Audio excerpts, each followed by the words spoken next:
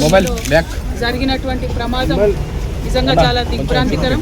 దాదాపు 40 మంది పైచిలకు ఈ యొక్క యాక్సిడెంట్లో మరి చనిపోయినటువంటి వార్తలను కూడా ఇప్పుడే ధృవీకరిస్తూ ఉన్నారు. అనేక మంది గాయపడి ఉన్నారు. మరి వాళ్ళు ఇక్కడ మేము యువ హాస్పిటల్ దగ్గరికి వచ్చినాం. ఇక్కడ దాదాపుగా 9 మంది అడ్మిట్ అయి ఉంటే అందులో 5 మంది కూడా సూపర్ క్రిటికల్ కండిషన్లో ఉండడం అన్నది చాలా బాధాకరమైనటువంటి అంశం. మరి ఇటువంటి ప్రమాదం జరిగింది అని అంటే దానికి కారణం ఏంటి అనేటటువంటిది ఖచ్చితంగా కంపెనీ వాళ్ళు కానీ ప్రభుత్వ పెద్దలు కానీ జవాబుదారీగా ఉండాల్సినటువంటి సందర్భం. రిపీటెడ్గా ఫ్యాక్టరీ సేఫ్టీ కోసము వారు ప్రమాణాలు పాటిస్తున్నారా లేదా అని చెప్పడం కోసము ప్రభుత్వం ఒక నిర్దిష్టమైనటువంటి ప్రణాళికలో పోలేదు అనేటటువంటి అంశాలన్నీ కూడా ఇప్పటికి బయటకు వస్తున్నటువంటి సందర్భాన్ని చూస్తూ ఉన్నాం.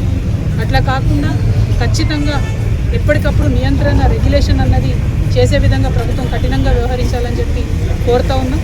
అట్లానే ఎవరైతే చనిపోయినటువంటి వారి కుటుంబాలు ఉన్నారో వారందరికీ కూడా ₹1 కోటి ఎక్స్‌గ్రేషియా ఇవ్వాలని చెప్పి ప్రభుత్వాన్ని నేను డిమాండ్ చేస్తూ ఉన్నా.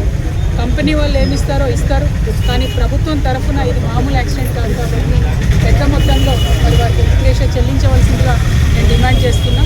ముఖ్యంగా చనిపోయిన వాళ్ళనే కాకుండా ఎవరైతే గాయపడి ఉంటారో ఆ గాయపడ్డ వారికి లాంగ్ టర్మ్ ఇల్నెస్ ఉండేటటువంటి అవకాశం ఉంటుంది.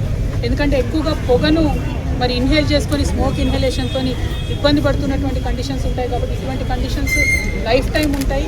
వాటి కోసం సపరేట్గా కంపెనీని నేను డిమాండ్ చేస్తూ ఉన్నా. మీ ఇన్సూరెన్స్లో వాళ్ళు కవర్ అయ్యేటట్టు లైఫ్ టైము ఖచ్చితంగా మీరు ప్రొవిజన్ పెట్టాలని కంపెనీని డిమాండ్ చేస్తున్నాను.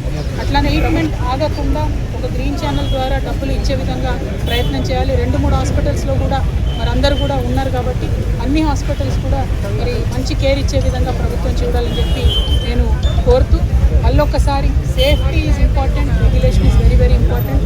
ప్రభుత్వం యొక్క అలసత్వం కనిపిస్తూ ఉంది కాబట్టి ఇక ముందు ఇటువంటి సంఘటనలు జరగకుండా ప్రభుత్వం జాగ్రత్తలు తీసుకోవాలని ఈ సందర్భంగా డిమాండ్ చేస్తాము.